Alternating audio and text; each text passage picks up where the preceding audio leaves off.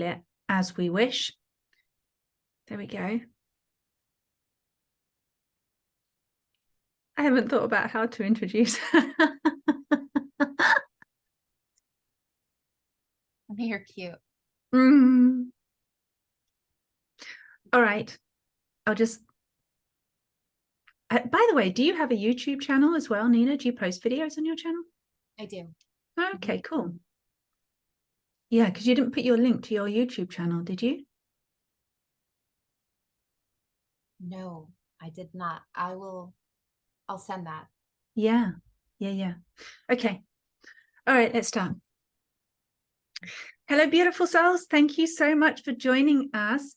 This is not a Divine Feminine Roundtable. This is a Divine Feminine Duo with my gorgeous sister and angel, Nina Starsong.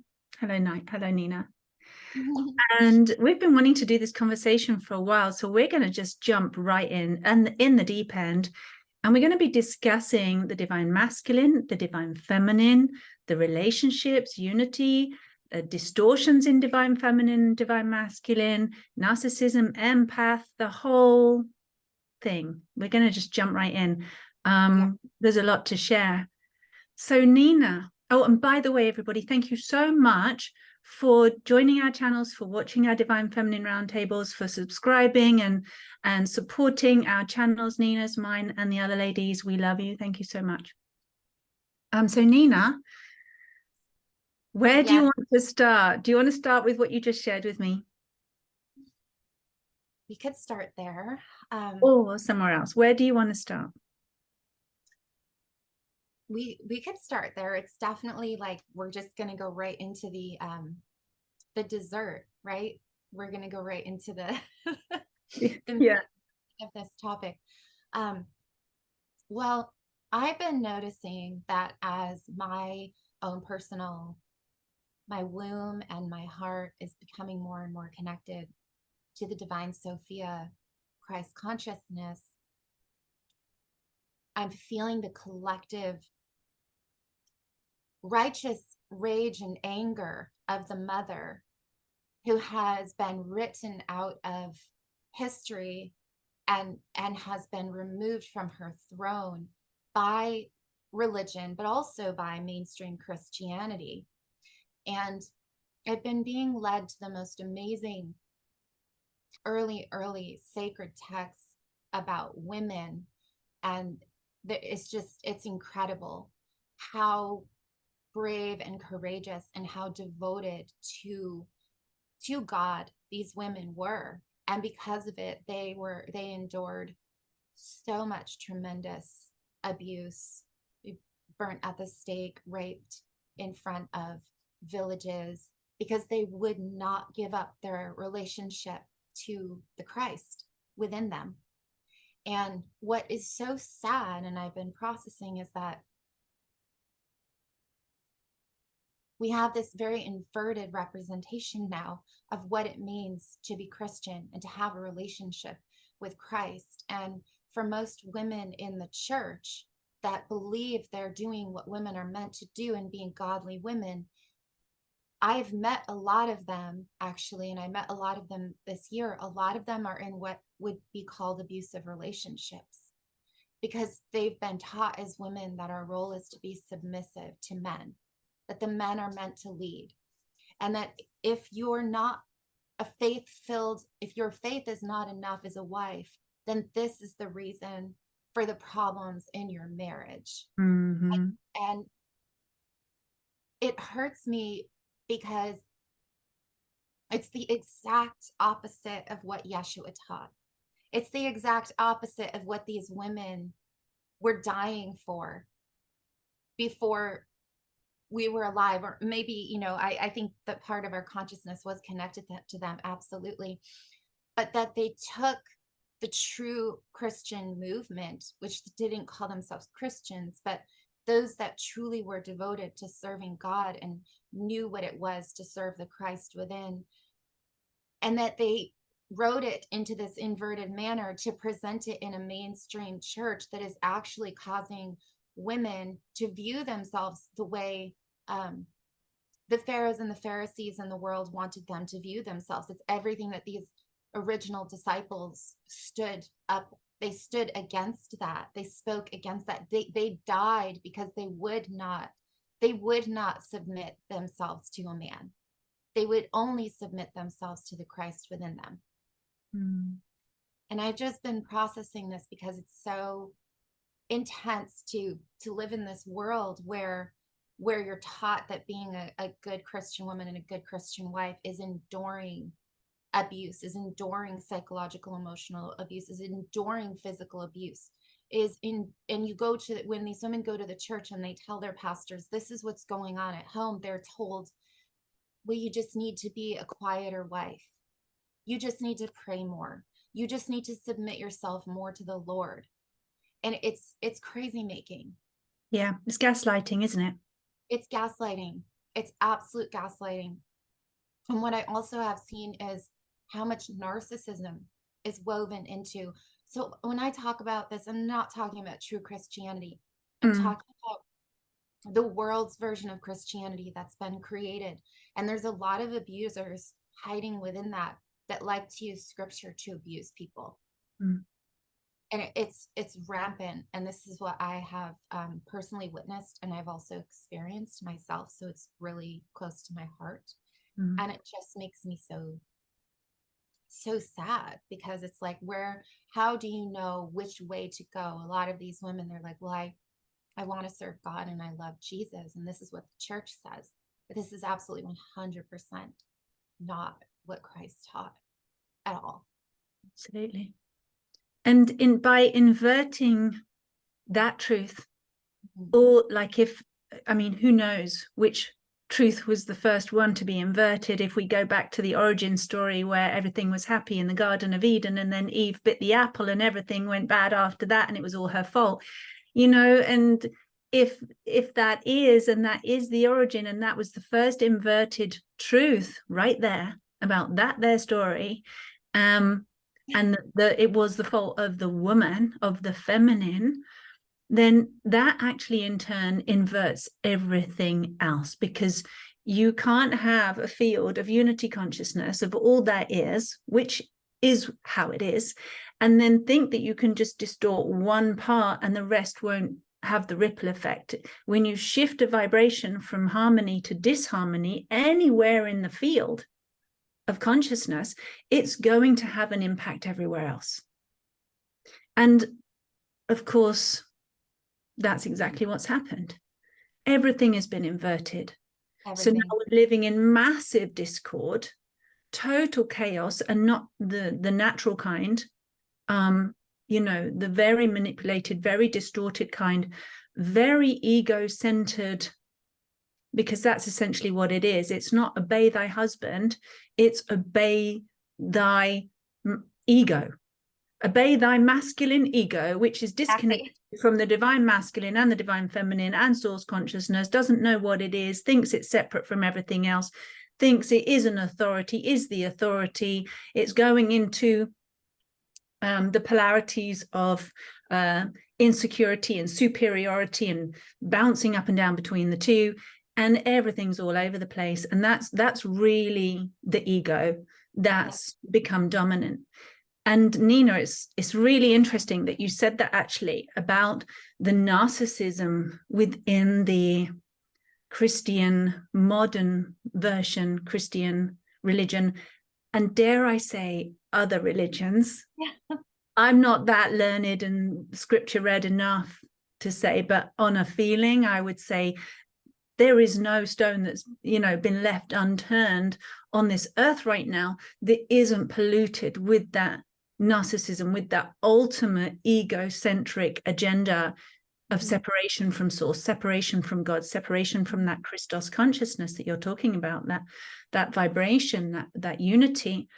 But it's interesting because when I was going through my own incredibly deep inner journey into this relationship of my distorted masculine and feminine, where I was trying to untangle from a twin flame relationship, which is a whole another subject, and I don't know if we'll go into it, of what That is, I think there's a huge misrepresentation around what twin flame actually is.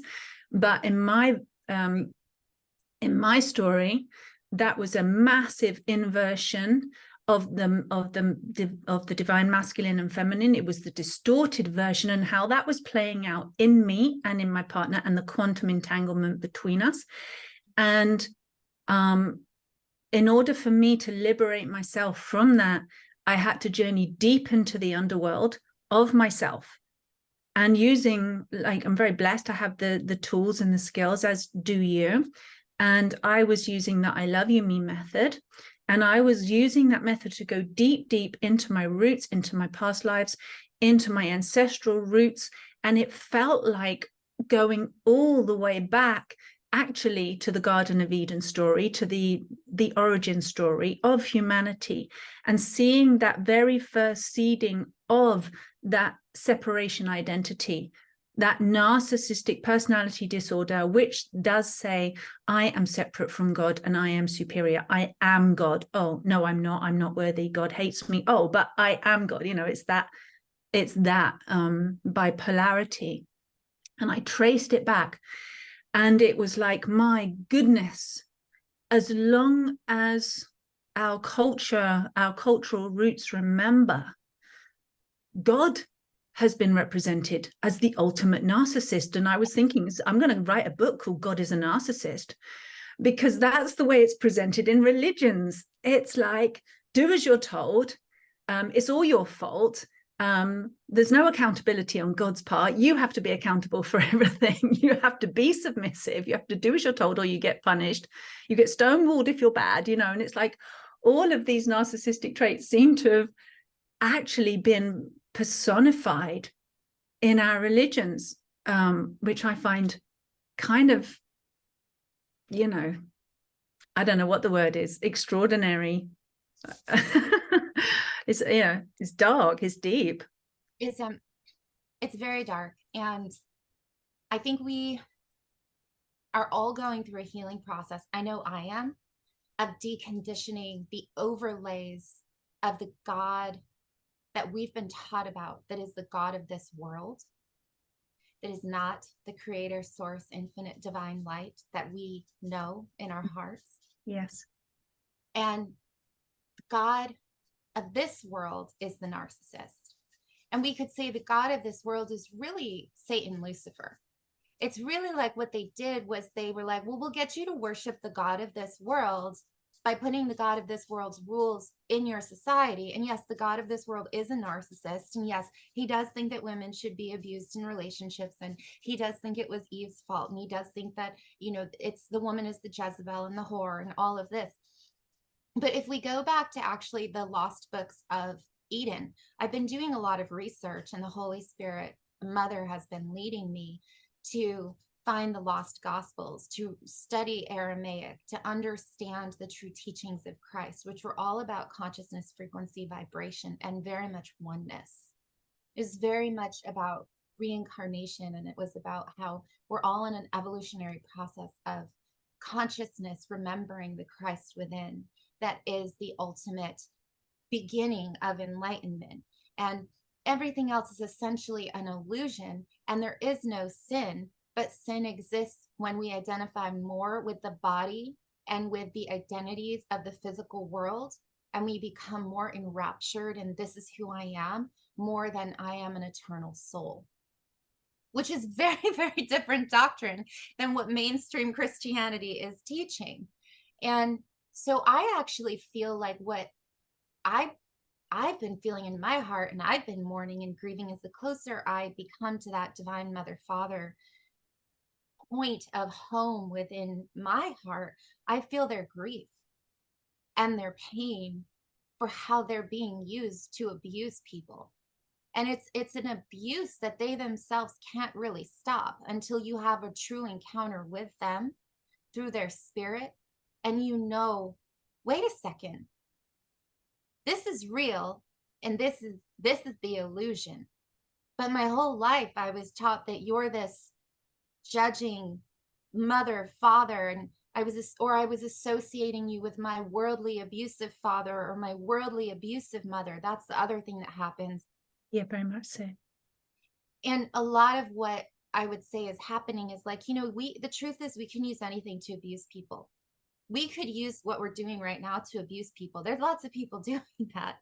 Mm. Meaning, if you're just an abusive, narcissistic person, you're going to use any tool to abuse people. And the Bible is a perfect tool because it creates a form of I'm holier than thou. But anybody who knows the true teachings of Christ, even right out of the actual Bible, I mean, you don't even have to read all the lost gospels. If you can just read the New Testament, it's very clear. Well, all we are to do is to love our mother, father, God, who made us with all our hearts and all our souls, and to love each other as Christ loved us. That's very clear. Doesn't say some of you belong to me and some of you don't. Some of you are better than others because you're Christian. So some of you aren't. And it doesn't say women are below men. No, it says we're equal. Mm. And because he came and he put an end to the suffering of that narcissistic war duality that we've been in our consciousness. Mm. And when you resurrect through that spiritual enlightenment of the Christ within you, step into that oneness Christ consciousness, and you suddenly go, wait a second, I'm connected to everything and everyone. You're actually another me pushed outside of myself. Why would I want to harm you? Mm-hmm. How could you be less or more than me? Mm. But this is the difference between consciousness, the idea of evolutionary consciousness, and someone who wants to go within and look at their own consciousness. And what I find the church is doing, which is allowing people to scapegoat. Oh, I'm a sinner. I can go to church on Sunday, but I can go home and be debaucherous and look at porn and beat my wife because, oh, it's the flesh. I see a lot of that in the church. And it's actually, I would say it's retarding people from their evolutionary process. Yeah. And possibly that was the intention of it. What do you think? Absolutely. And I would also add the negation of one's own responsibility. Yeah. Because everything is passed over as, well, God will fix it. Yeah. Right? Like, I kind of laugh about it in a way, but it's not funny. Like, people treat God like he's Santa Claus. Like, if I'm good, I'll get what I want. If I ask nicely, I'll get what I want. If I'm bad, I'll get punished. And, it is an abdication of one's own sovereignty, of one's own power. And power is through self-responsibility. That's how we become empowered, is by actually owning responsibility for what we create in our own lives. We've been given an incredible gift. Life, source, unity consciousness, mother, father, divinity, that Christos consciousness, whatever you want to call it. I call it source personally, that place where everything comes and to where everything returns.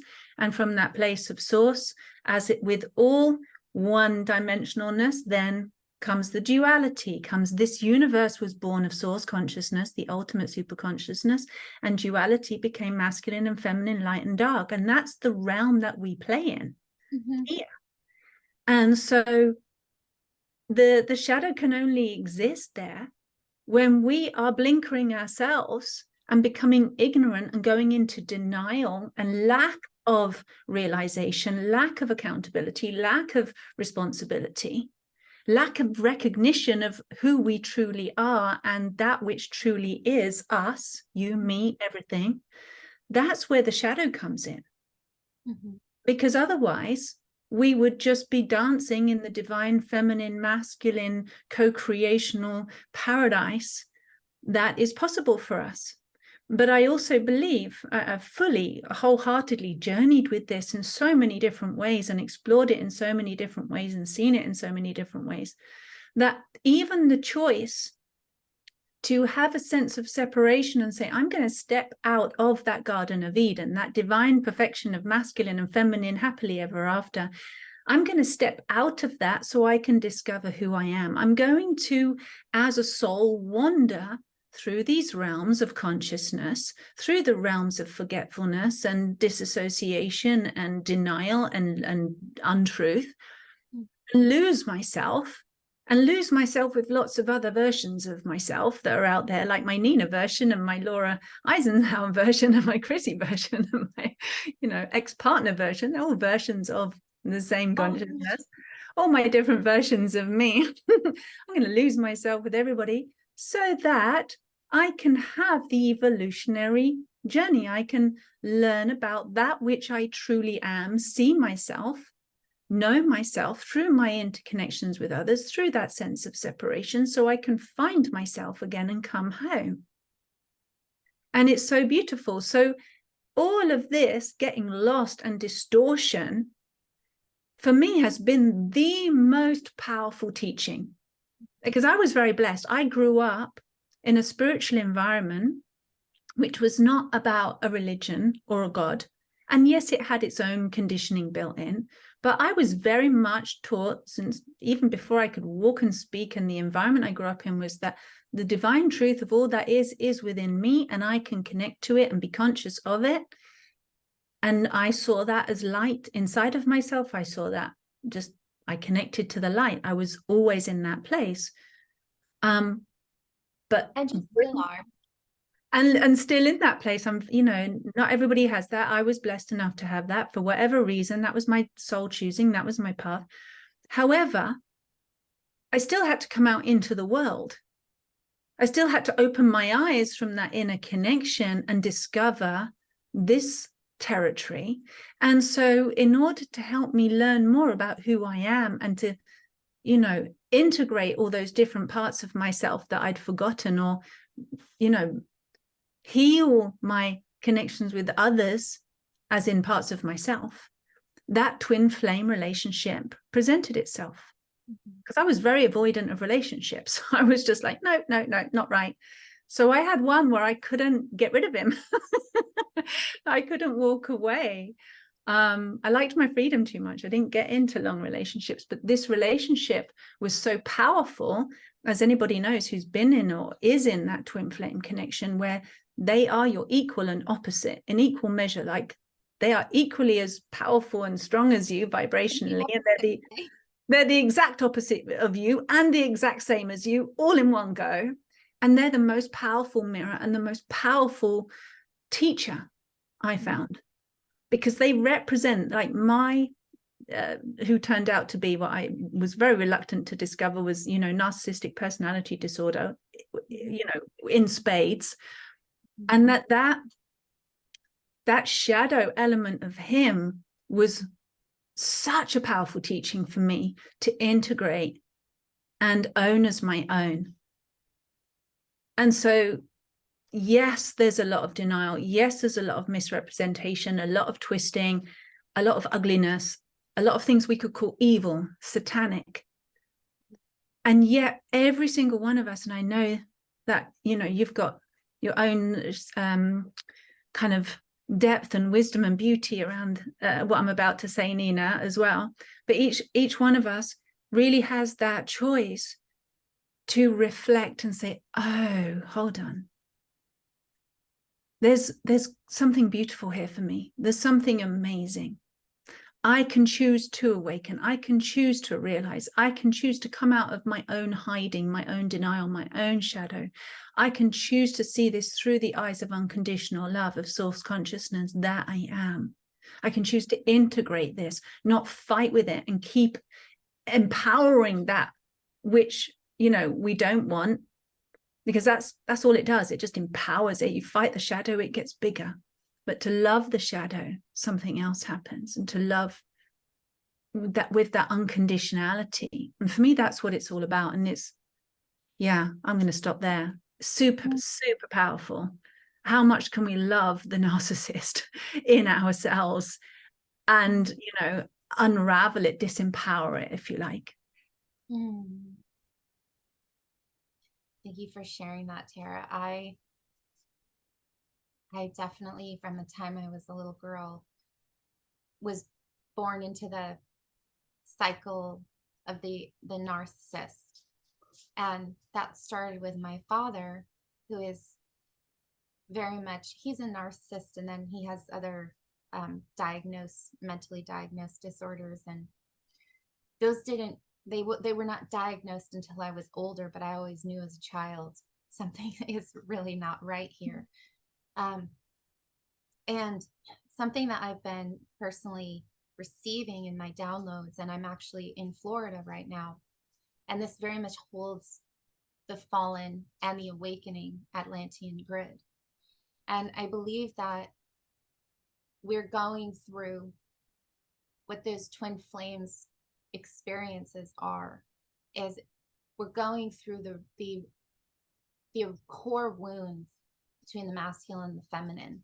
And one of those deep core wounds is I even have a memory of when the Atlantean kings decided they were going to sort of like, it was like, well, the Atlantean queens, they are no longer free. They belong to us. And I remember the beginning of DNA experimentations. They were trying to make the most perfect, beautiful women. And I remember some of us that wanted to participate in those experiments. I remember even that was when the blending of like my own mermaid DNA came in. And so when I first moved here, I was seeing tons of these cages under the water where these souls were locked.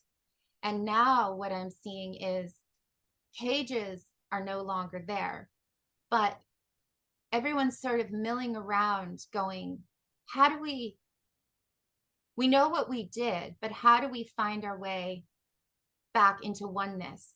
And ultimately it's through forgiveness, because the masculine and the feminine has hurt each other just as much. But it is also true that the major imbalance in polarity on the planet is that the feminine goddess, mother, daughter, that which cannot be seen, that which is the intuitive, the inner mystery, she who is the cosmic womb of all of creation, she has been completely deleted and written out of our society. And that's shown up in so many ways, even how with Magdalene, they wrote her out of the true story of Yeshua and turned her into the whore. And in doing so, it's not just hurt us women, it's hurt the men just as much. They don't have that relationship to knowing that the divine feminine with them is the mother, is the spouse, is the friend, is the sister. They don't know it. And I find that as women, because we are always hearing how God the Father and things like this, it can almost be like, well, if I had a really not loving father, I have this divine father, right? But what about the men that have had really unloving mothers? And there's a lot of them. And it's interesting because in this sort of time of this healing of the masculine and feminine in this way, in this core wound, I've been having a lot of men come to me that are sharing the abuse that they have endured from women. And of course, there is as much as the dark side of the feminine as there is of the masculine. The narcissist is so interesting because in my personal journeys into dealing with narcissists that seem to be, I go, okay, I'm finished. And then it's like, oh, no, you're not. And part of it too is I do want to say this. Narcissists are attracted to very powerful people in general.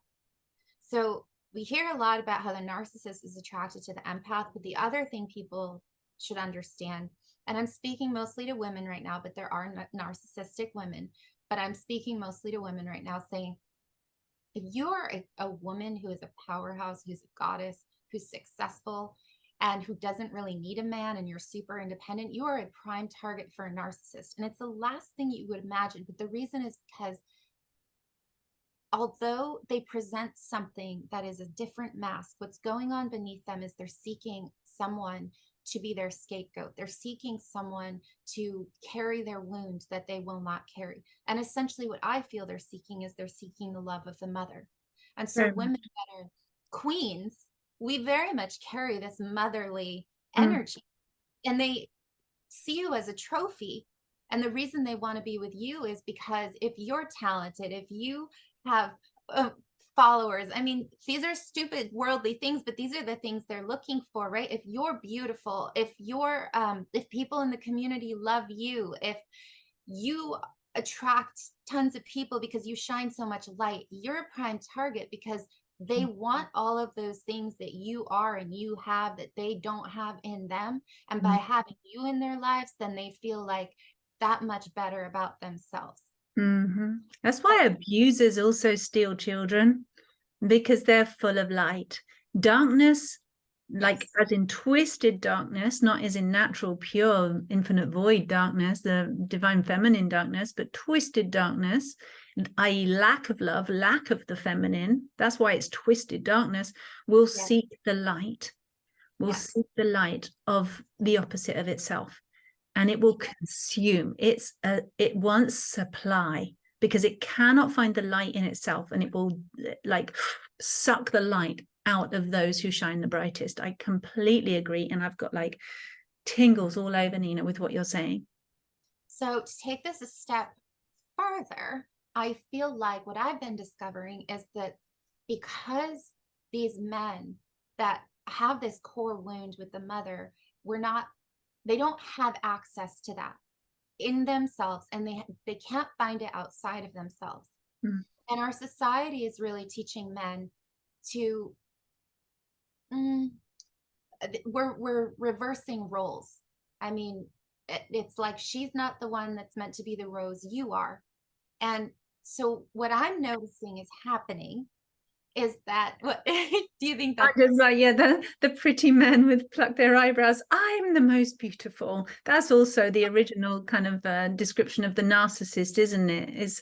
Is the Knight of Cups the one that falls in yeah, love with his own image in the mirror, exactly, which in is in what the pond? Yeah. killed him in the end, and exactly.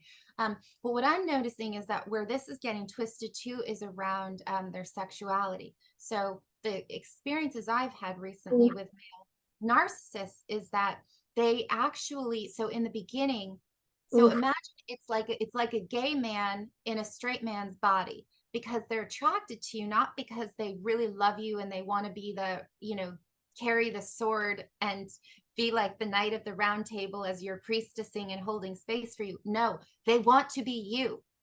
They want your beauty. They want your light. They want your talent. They want your voice. They want all of these things. And when they find out that they cannot be you, then they want to murder you.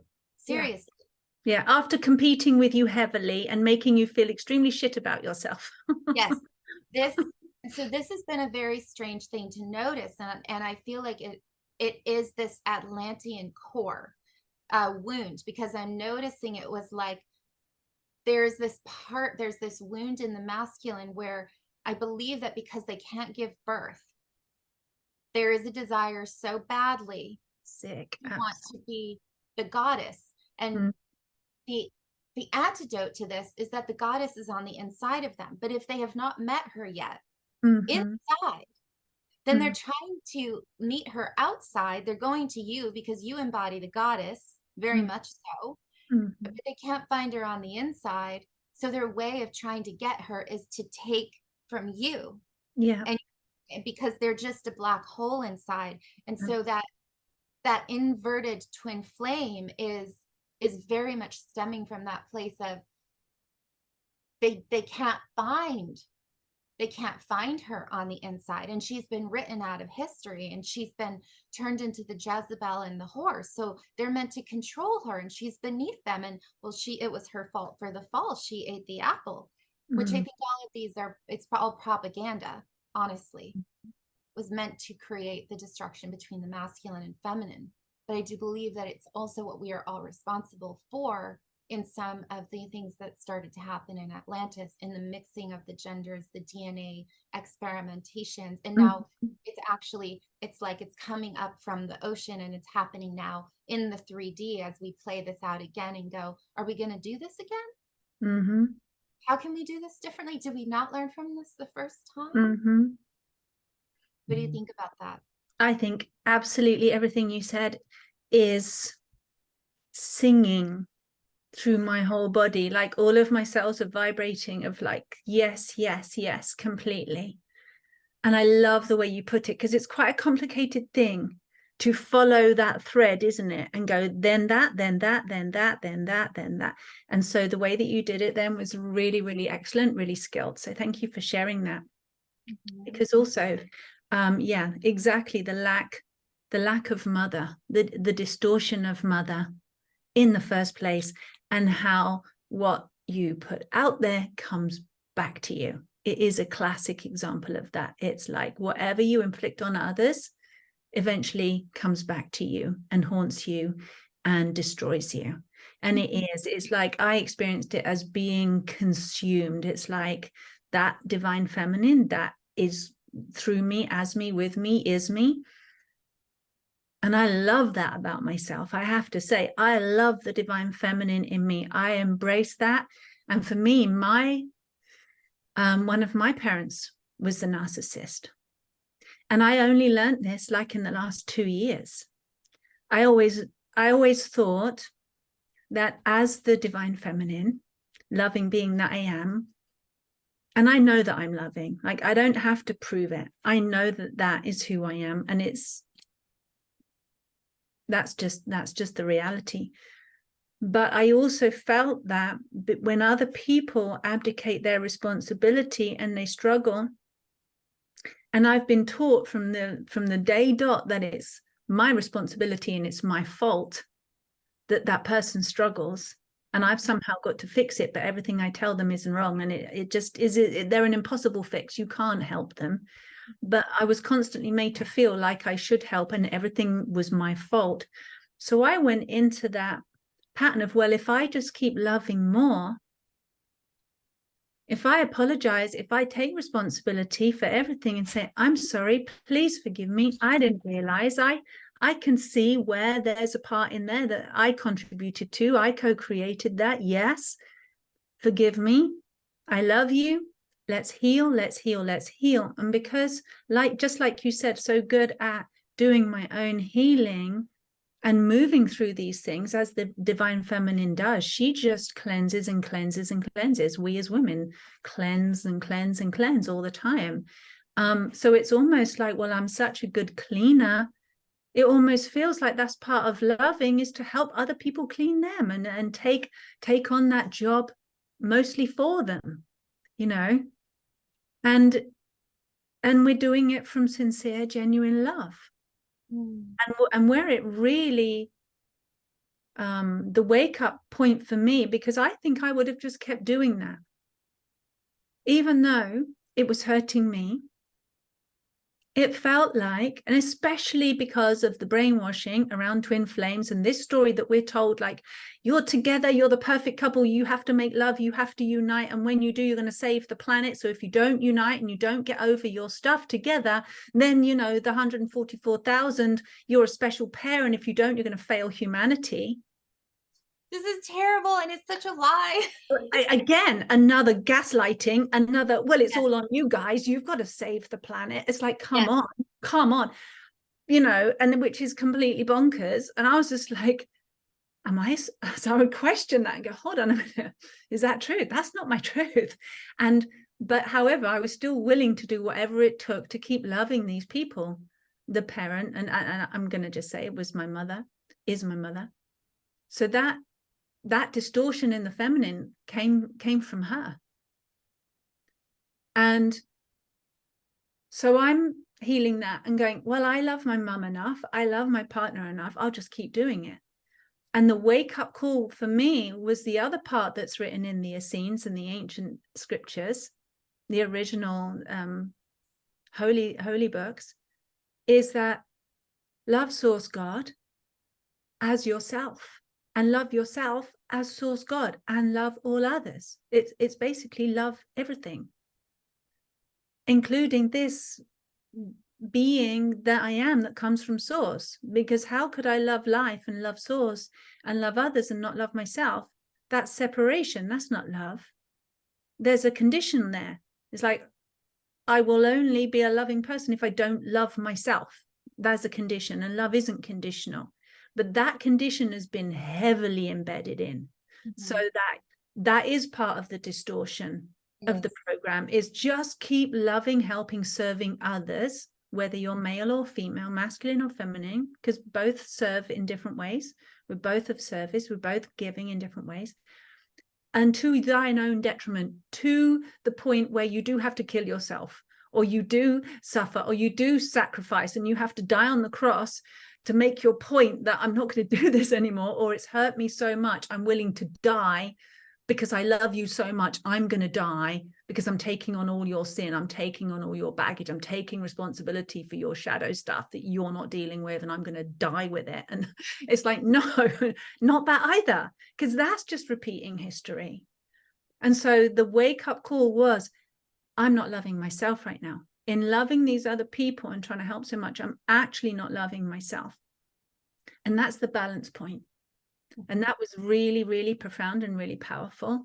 And it kind of, and when I come from a place of absolute, not conditional, not egotistical fake love, but absolute, pure self-love, source, self-source love, then I can understand what's right, what's wrong, what feels good, what doesn't feel good, what's healthy, what's not healthy, what's distorted, what isn't distorted, because my lens is in the right place. And just to quickly say, coming back to what you said about Atlantis as well, there's another sister that spoke about this recently, Carol Noonan, and her other name is Soma. I can't remember the other part.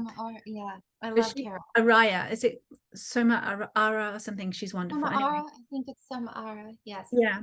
And we were doing a roundtable a little while ago, and she brought up Atlantis. And I got goose pimples when she talked about that, because it was like, yes, I believe, because of where we are in our timelines, because of where we are in the big, clock of the blueprint of the awakening of humanity. Yes, we are almost reliving exactly the fall of Atlantis. Yeah. And the way that I've seen that, memories are very dreamlike for me, not as concrete as yours. They're very ethereal. But I've done enough soul readings with people where I'm reading their Atlantean experiment stories and trying to help them heal from the experimentation that was done on them. And the experimentation that I saw was the disconnection between the soul and the physical body. And isn't that what we've been experiencing for the past few years with certain experimental gene therapies going on that manipulate that in a very ritualistic, covert ritualistic way, are attempting that separation of the soul from the body, so that they are controllable. And what is that if that's not the ultimate in narcissism? Is say, I will dismantle the natural structure of creation and put it back together differently because I am God. And that is exactly what's happening again. And we have a new opportunity to heal, to take the needle off the record and not repeat the same thing, because we're very close, and to have a different experience. I think you're absolutely right. Yeah, wow, that is, I'm just taking in everything that you just shared, because it is just so deep and so many different layers. And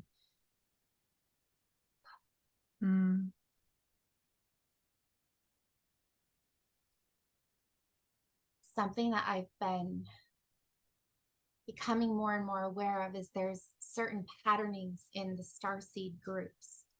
And so those of us that carry that angelic Pleiadian overlay, like you have that, I have that, and we may have other things, right? I can guarantee everybody watching this has that. Yeah, we're multi-layered. Yeah, we're multi-layered. Mm. But I've really noticed that those that have that really heavenly Pleiadian angelic DNA, they also suffer from a lot of insecurity. And that is because from the time they were little, you know, we just did not feel at home here. Just didn't. So I know what I would do is I would study the kids at school because I wanted to feel like I belonged and like I fit in like they did. And within that, I started to lose myself. And I know I'm not the only one that went through this.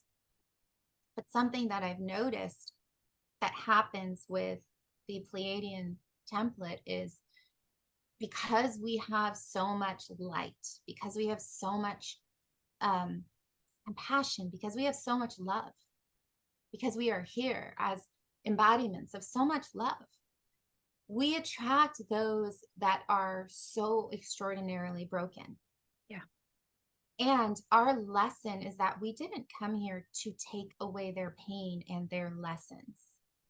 And I think that's one of the biggest things that we have to learn is if we keep taking away their lessons or letting ourselves be the scapegoats or taking Yeah. on what they will not take on for themselves, especially when it comes to intimate relationships or family relationships or whatever, Yeah. we're actually hindering their growth. Yeah. But when you have signed up for that from the time you were little, because that is how you survived, that is how you did not get abused, that is how you kept things peaceful in the family, Mm. that becomes your MO. And then you attract people that go, hey, this person is so kind and so loving and so sweet and so forgiving that they'll just let me just keep doing whatever and they will just keep picking up the mess. And at one point in time when I was with my ex-husband in Paris, I remember the Pleiadians came in and they were like, do you realize that you're actually here? You're here for the evolutionary rising of consciousness, but you're actually inhibiting his evolutionary process by not making him take on his own pain and wounds, because Yeah. just by you being with him in the same room doing nothing, your presence is already allowing him to feel safe Mm. because you're like a big bright light. And so something I've also learned is that just because of who we are and what we embody, just because, you can be in the grocery store. Like, I don't know about you, I go to the grocery store, I attract people everywhere I go. It's like they're like, boom, there's a big bright light. And so we also need to learn how to be that big bright light without allowing people to Mm. lean on that light, so they don't have to learn how to do it themselves, because that's definitely not what we came into this process to do. We came in Mm. to say, what you see in me, you have in you, right? The light of the Christed light that you see in me, you have in you. And I'm going to show you how to turn to that. But if you won't do that, I got to go. Yeah, Because literally, like 3 strikes and you're out. If yeah, people don't want to do it and they keep hooking you in with their poor me and I can't and helpless, yeah. like if you do that more than once, twice, 3 times, you're a fool. Oh, And I've done it, right? I've done it. So I know I've spent most of my life doing that, right? So more for me, absolutely. And I yeah, suffer the consequences for it because it kicks you in the ass. yes. You don't And get it'll get thanked worse for and worse. it. No, you're basically putting out bait for the shark to just come and pull you in and gobble Yes, you up. That's yes, all you're doing. yes. And you no, one of the tricks that I do these days is that I just wear sunglasses. Okay. Literally in the supermarket. I'm like, no, because our eyes give out so much energy and they take in so much energy. Something I learned recently, but I'm really rubbish with remembering details, so I'm not going to give the scientific version of how that works and why. You can look it up. But the gist of it is basically that we have more energy coming in out of our eyes, and we take in more information through our eyes than anything else, right? So I've started filtering, and I know it's maybe seems a bit, I don't know, however it seems to other people, but I'm literally wearing sunglasses when I go into the supermarket to filter out, and not so I look cool, because I don't think I particularly look cool in sunglasses. Actually, I think I look a bit of a wally walking around the supermarket with sunglasses. But it's more like, no, I'm in my zone. Don't bother me. It's a way of like, I'm using it as a tool. Yeah. But also you can make a choice. Like I used to get, like I was prey when I was young because I was so open. I would literally, pick up lost souls everywhere I went who were going to commit suicide any minute, and I had to help them and rescue them. And literally that's how. And then they would need to come back and stay in my house, and I would have to look, this was how it was from being You were rescuing all the stray dogs, all the stray dogs. Literally, and seeing the divine in them and going, oh, let me just nurture you, even though you're an addict and you're homeless and you're just, they're sweet and adorable souls, yes, and broken souls, yes, and beautiful souls, yes. But I attracted these kind of people through my late teens, my 20s, my 30s, and I finally went, hold on a minute, no, stop. I have a choice. We don't have to process everybody's stuff. We don't have to transmute other people's energies. We don't have to empath on other people and other things if we don't want to. We are masters of our body. We are masters of our emotions and our minds. And I don't mean controllers. I mean mastery of oneself. I have choice. I can choose. So we can choose. And then you recalibrate with your own choice. When you reclaim your power of choice, you reclaim your power. That all changes. So that very much changes for me. But I was literally writing that down, Nina, just as you were about like building up to say it. I was like, we are, and I'll speak for myself, in the times when I have been that all nurturing, all loving, I'll look after you, I'll help you, I'll give you chance after chance after chance, I won't abandon you. Just because you've got mental health issues doesn't mean I'm not going to abandon you. I understand. That's a part of me and it's a part of you, and I'm being super understanding and super spiritual, right? I'm actually perpetuating the problem. Yes. And it seems like the most, again, the inversion seems like the most cold-hearted, unloving thing you can do is to go, okay, well, I love you, bye. Yes. I'm going to have conditional proximity to you. Yes. That's your new book. That's your new book. I love you, bye. That's the second part of your God is a narcissist, so I'm going to write this down. And I love you, bye. I love you, me, and I love you, bye. No, it's so true, though. I love you so much. I'm going to leave you to it and give you back your power, because as long as I keep mothering you and divine mothering you and angeling you and pleiadiing you and starchilding you, I'm just, and psychicking, nurse you, I'm going to completely keep you in your distorted frequencies. And I'm not going to do it anymore. And I think, would be massively shifting if all the divine feminines out there, all the people doing this, male or female, in their divine feminine nurturing energy, or in the divine masculine rescuing, I have to rescue, I have to save the feminine, I have to save the poor, weak souls. If we could,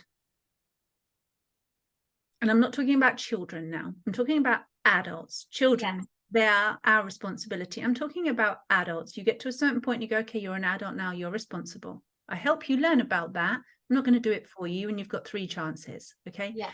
All of us that are participating in these activities, thinking we're being loving, thinking we're saving the planet, thinking, we have to, if we all go, hold on a minute, where's my baseline? Where's my self-love? Am I loving myself right now? Where's my self-respect? Yeah. Which for me is one comes from the other. And it's like, am I sacrificing myself, trying to be like the savior? Because it's so easy for somebody to listen to what we're saying, Nina, and ourselves included, and to hear this and go, yes, that makes sense. I agree. Good. And then we go out and unconsciously are very much doing that very thing. Yes. And it's really important to actually be real for a moment and check in and go, hold on, where in my life, like get a pen, get a notepad and go, where in my life, in which relationships am I doing this? What are my beliefs around this? Catch yourself on, take stock and go, hold on a minute, and get really, really honest. Because if we truly want to make a difference, if we truly want to not repeat history and to enable or to allow, not enable, but to allow people to just have their own soul journey, be in their own power, figure it out in their own way, on their own, without you, We let have them to do let them it. go. Let them go. Mind your own business Yeah. and go and do something else more fun instead. Like Yes. go and have a life. Well, the thing is also when you're using all of your energy and your beautiful light to be focused on one person and trying to rescue them from themselves, you're actually, you could be reaching 20,000 people with all of that light and all of that beauty instead of who actually are ready to receive and go inside and do the work, and right, and you could be putting out beautiful things into the world. And so I also feel like part of that, personally, I have felt, I know everybody has their own versions of this, but I personally feel that the twin flame is an inversion, and I feel that it is sort of a setup that is meant to continue a cyclical trauma repeating within the divine masculine, divine feminine. And the trauma is, I have to endure this abusive relationship, or I have to rescue you because if we don't get this thing figured out, I don't ascend and you don't ascend and planet Earth blows up. So this is massive. Tara, I feel like you and I know that we're probably coming to a close here, but the next thing that I feel like I really want to talk about is spiritual gaslighting, how we gaslight ourselves, because the narcissists, they've shown up because there's a part of ourselves that is saying, you know what, I'm going to gaslight myself spiritually. I'm going to create these stories that I'm responsible for things I'm not responsible for. Magenta Pixie put out something recently that was so important. Somebody said to her, well, on a collective level, we're all responsible for all of this, right? And that's true. Like the abuse I endured as a child, on a higher soul level, I signed up for that. But as a child in the 3D, I didn't make that. I Yeah. didn't have power. I'm not responsible for that. But I've been noticing there is a part of this, like it's almost like we become too spiritual, where we go, well, I attracted the narcissist, so I created you lying to me, or I created you cheating on me, and I created, and therefore it's all my responsibility. And I think we really need to step back into that 3D world and go, no, it's your responsibility. You cheated on me. You lied to me. You're gaslighting me. You're making these choices. I'm responsible only as far as much as to go, what's the soul lesson? What's the gift? Why do I feel like I should still endure this? Why do I not? Where is it in myself that I have not made peace with this enough yet? Get that mirror, get that lesson, and then go, no. So that the next one that comes along, part of our responsibility and part of the ascension process is also to be able to say no. And, you know, for me, when I did that journey, because I was that person going, where is it in me? I'm going to own my stuff. And when I own my stuff, it's going to shift the other person, because when I change me and I heal me, it heals the other person. And I'm going to finally get my happily ever after if I do this. Oh my gosh. I mean, this is an insane asylum in your own head. You can be caught in as a star seed that you are looping and looping and looping in and out of abuse and That's in and out the cage. That is the fourth dimensional cage that you were seeing under the ocean. I mean, the amount of people when I'm doing the soul readings that I've helped get out of those cages, as have you. We've talked about this before, and I needed help to get me out of it, because we need each other, like we do. Because it is in that reciprocal, it's like it's a hoax. It's a total red herring that if I do this, I'm going to get this. If I sacrifice myself enough and do enough healing and do enough, and it's never enough, but if I do enough, which is never enough, then one day I'll be free, and one day I'll be happy, and one day I'll be loved, and one day I'll live in the Garden of Eden, and planet Earth will be saved, and hallelujah. It's not true. That is a fourth dimensional hoax. It's a loop. We've been in it for thousands and thousands of years. I did a whole video on this. Anunnaki something or other a few years ago. We need to get out of that. Yeah. And for me, when I traced it back, it was like, okay, where is this in me? It was like, yeah, I recognize the narcissist in me. It's the person that says, oh, I can help heal the whole planet by enduring all this bullshit. And then that's the narcissistic element. Of course, it's deeply buried. Do you know that that's called a communal narcissist? I found the same thing in myself. It was like the communal narcissist is the one who's like, my role is so important that if I don't complete my role, right, then the whole planet is going to blow up. And I was like, oh, that's me, and that's all the star seeds. Oh yeah. And we gaslit ourselves. Gaslit ourselves. And so if we're gaslighting ourselves, of course we're going to get gaslit. But also, so yes, it's a soul thing. And that soul pattern is why I birth into a body where I have a relationship with somebody that gaslights me from day dot. Yes. Even in the womb. Yes. You know, it's like that gaslighting, that narcissistic personality, that abuse starts, so that I'm so used to that. It's so familiar that feels like love. Yes. And I'm like, no, it's love to keep doing this. It's service. It's love to keep healing and rescuing and saving. And it's okay. I can love myself, and then I'm strong enough, and I'll just keep healing myself over and over and over again, and picking myself up over and over and over again to keep supplying these people who are draining me. And it's actually, and I'm so strong, this is a narcissist, I'm so strong, I can keep doing it. And it's like, hold on a minute. You know, you're totally right. And I'm going to be honest, this is exactly why I stepped back from actually putting things out there to, you know, be of assistance to other people. I mean, I still had the free stuff everywhere for people to enjoy if they wanted it. But it was like, actually, no, this recalibration is taking its time. I need to replenish myself again and make sure that it never happens again. It was like going to the very depth of my soil, like right to the core of my earth, and recalibrating it from the origin story upwards. That's how it felt for me, because it was so deeply ingrained. It was like, you know, why do you become a self-love teacher? Because you need to learn it the most. Like, why do we do these things for other people? Because we need it the most, right? So it was intense, and I needed that time out. And I feel completely differently now. And I think that, you know, you and I totally resonate in this, don't we?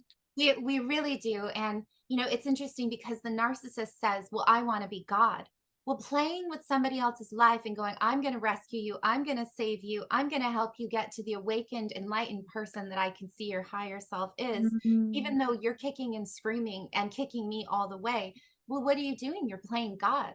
And so many times in my life, I've been so grateful when mother, father has stepped in and said, I'm the mother, not you. Yes. Now, I've gotten a lot better. So, and I think this is also part of the process too, is there's like a grace period, right? Like when you get into a relationship with someone or someone's in your life, I notice that the creator will say to me, because I'm always listening, right? There's even when I'll go, I know what this is. I know what this is. Like, I'm out. And the creator will say, no, give grace. We're going to give another chance, give grace. But there's something about 3 strikes, you're out.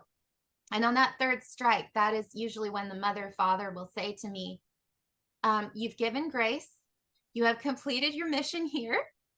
And now you need to leave, because if you don't leave, I don't get to be mother. And you keep being forced to play mother for this person. Won't turn to the mother because you're such a powerhouse. And so you'll just take over and pick up what they're not picking up, even emotionally, just being in the room, right? It's not even something, I don't think it's even something that we're necessarily doing. It's just our just running. It is running. And why? Because we had the mother that did exactly the same thing. That's the distortion of the feminine that underlies all of it. I can't be a mother to you. I need you to take responsibility and be a mother to me. The wounded mother, the wounded feminine. Yeah. And I think it's also just the part of sometimes when you are a very high level operating light filled being, you know, your light is going to expose their darkness. Mm. And sometimes that light and what it is exposing, it's too much for them currently, because in order for them, they need like less of that. And So they you need, hate you for it too. They don't love oh, you. They hate you for it. they hate it. I've been told, it's like hell. Being in your presence is like hell. And Absolutely. it's not because of anything, I swear, like it's not because of anything I'm doing. It's because that light is going to be like hell for a person that Hmm. wants to hide and keep lying and hide in the darkness. And if they can't lie to you, and if you're going, well, yeah, I know you're lying because spirit says you're lying. I can feel it in my body. And you have to kind of convince them to finally say to you, not convince them, but talk to them long enough or whatever it is. I've been in so many situations like this with men where they're like, I'm like, listen, being with a woman like me is going to be like hell for you because I'm built differently and you can't really lie to me and you can't get away with these things because my angels track you and then they tell me, and it shit doesn't, no, they do. And they do because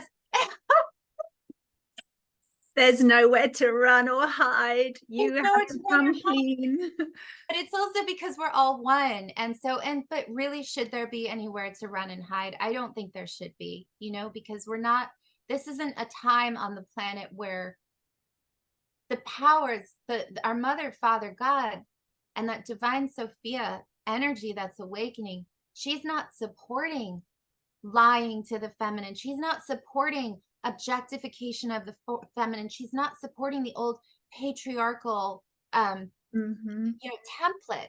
So women that have been sent in that do not embody the old patriarchal template, yes, we are going to be like being in a relationship with hell because we're not going to accept the emasculation of what men are doing that is actually emasculating themselves, and we're not going to accept the defeminization, and we Yeah, will not no. And we're emasculate them. not going to be written out of history either. Not going to be written We're out of not going to be extinct. no. You know what? I feel that almost feels like a battle cry, except not a battle, but like a let's down to all of you women and the divine feminines out there who are listening to this and going, like, when your soul is as excited and spirit is excited and tingly as ours is right now, and you're hearing this and going, yeah, I'm not going to keep enabling that stuff. I'm No, going to stop no. like actually gaslighting and sacrificing myself and being, entwined in that problem. Actually, I'm going to be honest with myself. I'm going to just say, I love you, bye. Yes. And let everybody get on with it. Get on with the business of loving, restoring, being true to yourself, be free, and let's all come together and do something really much more fun instead. Why And don't we go something, find an island together or something and just go? sorry. Well, something that I was going to say that I noticed is like I am very close with my divine masculine counterpart inside. Like that is, we are madly in love with each other. And Mm-hmm. so what's interesting is like if I get into a relationship with someone who is embodying that in the beginning, and then at some point they make a decision, like there's these soul points along the way, right? And they make a decision and it's like, no, I'm actually going to go all the way back down to the other masculine version. That masculine within me, oh my gosh, he steps forward so big time. And Mm-hmm. he's just like, no, like a, you're mine first. And for me, that's Christ. That's the masculine side of Christ. I Like, hear you. right? You are my Magdalene. And Mm-hmm. there's many of us. You are my Magdalene. You are my spouse. I am your husband first. Oh, I got tingles everywhere, Nina. It's beautiful. Yes. You are a priestess. Like this is not what is love. This is not love. I'm drawing a line and Mm-hmm. you need to exit now. And I think it's so important for me. That is the only twin flame. That is my twin flame. It's inside. That is God the Christ in me. That is the masculine version of that showing up, making love with that divine feminine within me all the time. And I know that will eventually create the outer reflection of that. I know that. I've known that for a long time. It's when that time comes, that time will come. But that is the most important relationship. And I had this vision years ago when I was living in New York City. It was around the time that Sex and the City was so huge. And I was so into it. Okay, this was years and years and years ago. So I was a different Nina. But Okay. like, No, I won't pull you up on that. I was going to acting school, and it was into all of this, that, and like drinking the pink Cosmos. And I was looking for Mr. Right.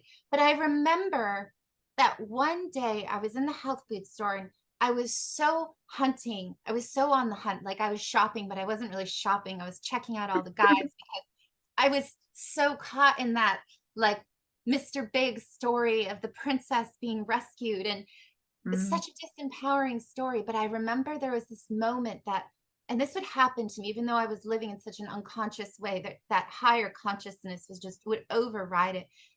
It's like freeze frame. And I saw myself years later, which is probably around now, writing this book, which I haven't written yet, but it's going to be written soon because it's starting to come through. But I saw all these women all over the world that had built these altars to honor their original twin flame God marriage within themselves. And what it would be like if the world was flipped in this way, and women were honoring this as their first marriage, and then all the other relationships came after. Yes. And Which I think is the original meaning of the church, wasn't it? Marry God. Yes. Yeah. That is what Yeshua and Magdalene and it was all about, really. That's what they taught us. I mean, sorry, continue. Yes.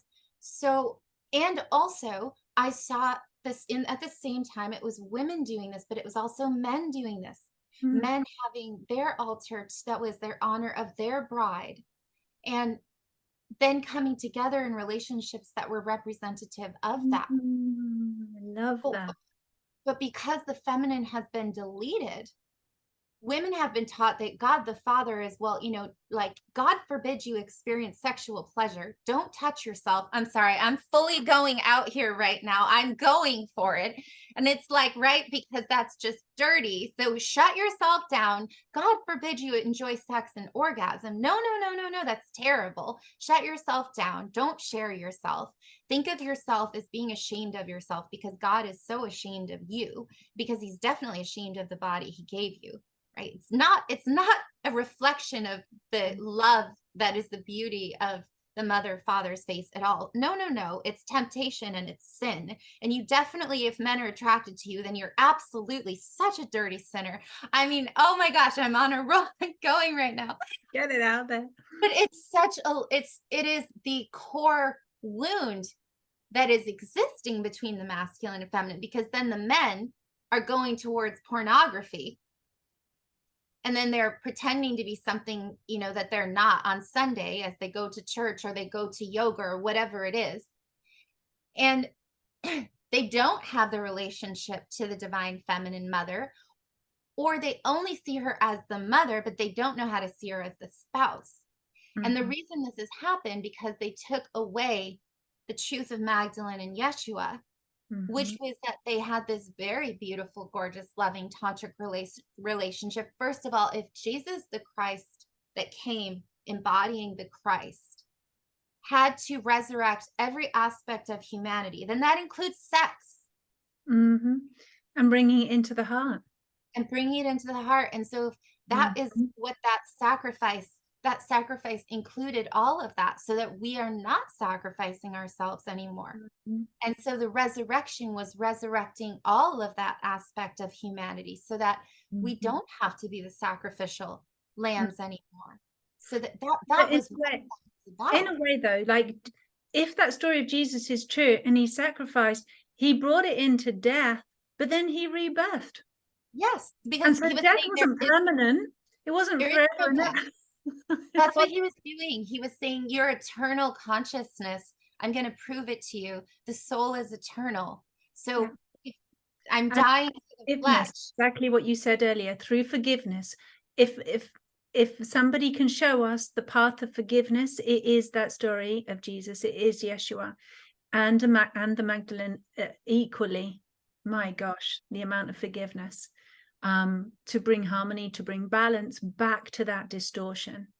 And absolutely, I think it's really important as well, just to mention that, well, two things. Masturbation for men, utterly destructive. You're buying into the sin, you're buying into the shame, you're self-shaming, you're shaming the women, the feminine, or whatever you're getting off on. That comes from a place of shame. That is very different. My feeling is, and people can obviously comment and say, when a woman is indulging in orgasmic pleasure, it comes from, depending obviously on the woman, I would say the divine feminine, the divine masculine, the masculine and feminine version, regardless of gender, where you're coming from. Because divine feminine is all about like receiving pleasure, divine masculine is all about giving. So anyway, there's that.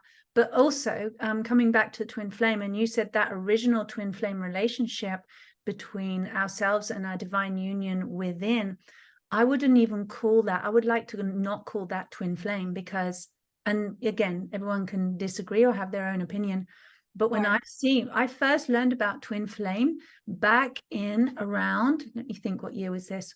When I started reading again through people's soul readings, I was seeing twin flames as, that must have been around 2012, 2013. And it was because it's like I would see the birth of a person who I was reading, I would see the birth of their soul. And I called it the cauldron of creation, because it's the womb of the divine mother, the place where all life comes from, right? Cauldron of creation, the sacral aspect of the divine feminine, the void, the infinite. It was beautiful, full of potential. Births this incredibly beautiful soul, which into duality. And then there's a part that represents the path of light, and there's a part that splits, because that's what the one does. It immediately splits. You know, look at sacred geometry, look at the way that the egg splits in the womb to create life. It's just how it works in this universe. So it splits, and you have the one that takes the path of light, one that takes the path of the dark, the high road and the low road. And they go in opposite directions, but they're intrinsically connected. So yes, there's the twin, because they were born of the same yolk, let's say, born of the same soul signature thing, but they're distinctly opposite, the same but opposite. And you can have another being, doesn't have to be a partner, a love partner, can be a parent, can be a friend, can be a sibling, that becomes this twin flame. Mostly it is the sexual union, because it's come through that sacral union, it's come from that sacral center of the sexual energy. Absolutely. So that can be the most potent part of that twin flame relationship. That's also what brings you so closely, because that sexual energy is so incredibly wow, like nothing else you've ever experienced ever. It almost makes up for everything else, right?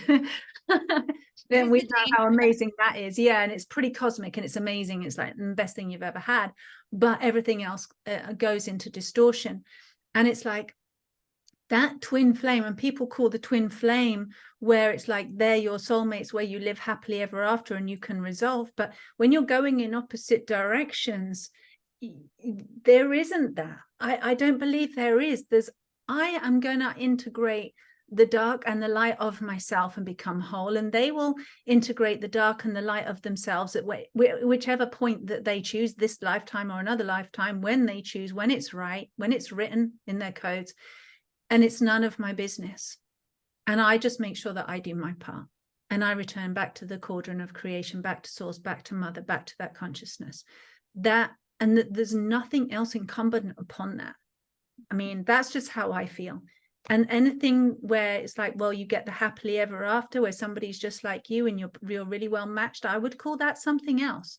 And I would call that relationship with God, not the twin flame, but just, I don't know, the sacred union, the truth, like just love. I actually usually call it Trinity flame. It's contained within the Holy Trinity.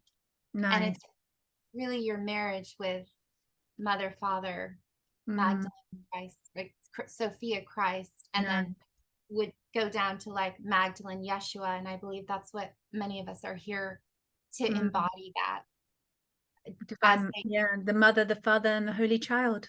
the Holy Child. That's beautiful. I love that. Nina, we've been talking for a while. I love us. Can I we know. just wrap up right now? I mean, it's gorgeous. I love our conversations. We do talk for hours anyway on our own.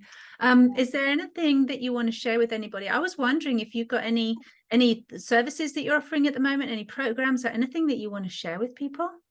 Yes. So I'm about to do an event in Sedona called the Daughters of Heaven, which is so exciting and so amazing.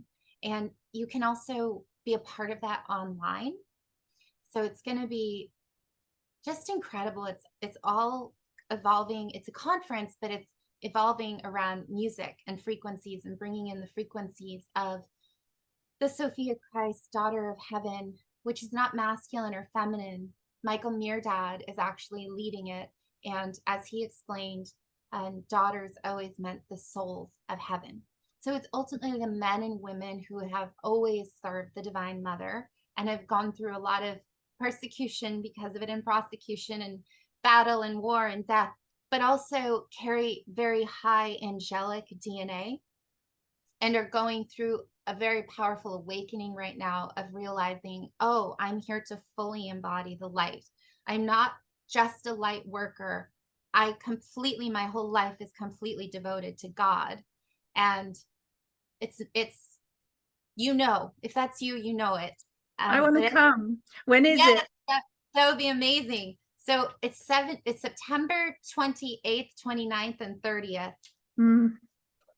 And if you go to my website, ninastarsong.com, the details are there to sign up either in person to come to Sedona or to attend online. So I'm so excited about that. And then I'm always offering one-on-one personal sessions through prophetic theta healing or activations or intuitive readings, and all of that is also on my website. And then I have some really exciting news. This I just found out this week. So I sang on an album by a beautiful.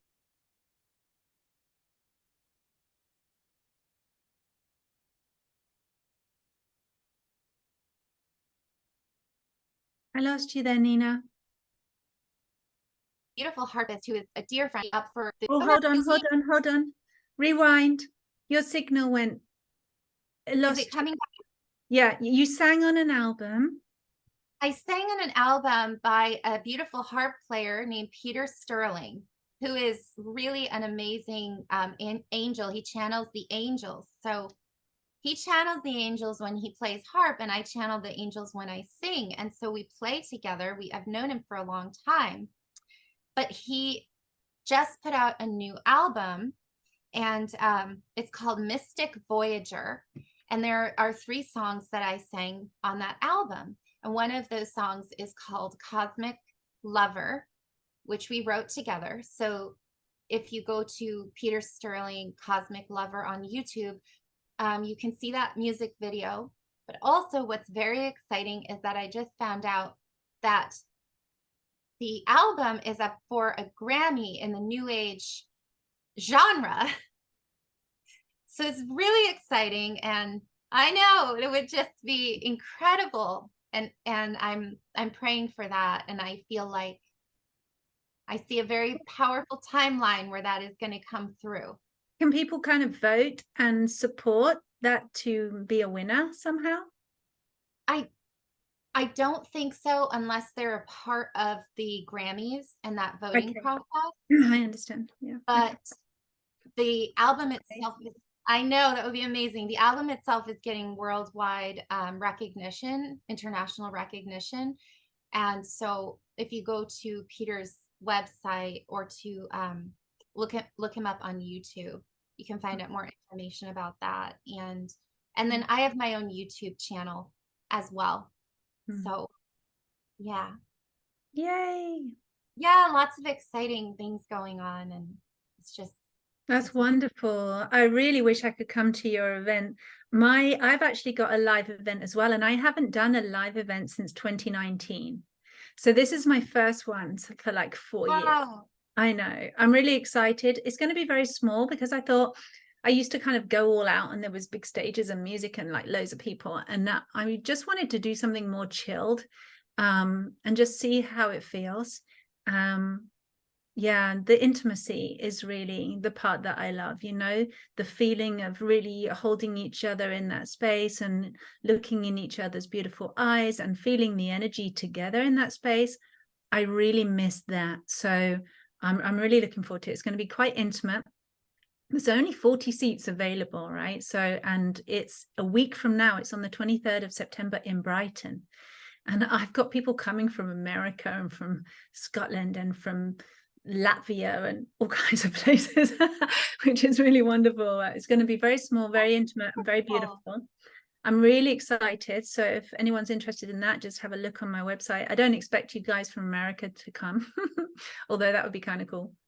But Nina, you know, I'd love us to talk about, oh yeah, and also, so I'm basically the self-love course that I created back in 2016. I'm actually giving away. So when people go on my website, they can just sign up and get it via email, and they don't have to have logins and remember and forget. And, you know, I'm just sending it out. So it's a free course for everyone because, you know, I just want, like you, Nina, we just want people to have it. Like, I don't want to have people coming back to me going, this doesn't work and that doesn't work. And I'm just like, okay, just have it, go away, do it, enjoy it. Let me know how you go. And if you need some help, come back, just have it. So people can get that for free right now. And yeah, I would love us to talk sometime about doing events together. I would love that. That would be amazing. Great word, right? Divine Feminine events where we're all collaborating and doing something and going on tour. So I'm just putting it out there because it's just coming to me so strong. And so if any of the people watching us or the followers of Divine Feminine Roundtable, your beautiful audience on your channel and mine, if anybody's thinking, oh my goodness, yes, you could come to my city, you could come to my place, not your home, but you know, where you live. I think it's just teamwork makes the dream work, right? We couldn't possibly organize that. I used to do all the organizing. It's exhausting. It's expensive. I don't have the energy for that. But when we collaborate and come together, you know, working as a team where everybody's doing their own part, then we can come together and have these incredible spaces where we all meet, we connect, we love, we step out of these distortions together and we hold each other's hand, we walk each other home. And I'm just getting goose pimples right now because I would love that so much. And you know, we make our global family that we actually are, not just online but real life in person. We get to meet each other real life in person. And you know, I'm quite happy to spend quite a long time in my life going from place to place, being with these beautiful souls who really resonate, who resonate with what we share, along the same, you know, kind of things. And we're just feeling that love, we're feeling that connection, because I'm really feeling the levels of interconnectedness, that unity consciousness, yes, that grid, if you like, that yes, beautiful web of the mysterious divine feminine energy, that calling home from the mother, that unity consciousness, that God consciousness in us is getting stronger and stronger. And so let's just do it. Let's just be together. Let's create that. So get in touch. Let us know. I can't wait. I'm excited. yay. That's amazing. I was seeing These that pimples. I've spent a lot of our call just feeling like woo, and my dog's underneath the table like knocking. I love it. I love it. Ah, Yeah. okay, Nina, at some point as well, I'd love to hear your voice and get a little bit of your singing on our videos, but I have to run. I've got a dinner date and I'm super late, so I need to run. Yes. Okay. All right. I love you, sister. You're amazing. I love you too. You're amazing. This was so powerful and It really is. sparkly. Yeah. Thank And you, everybody. we love everybody. We love you guys. Thank you. Bye. Bye. Bye, Angel. Bye, Angel.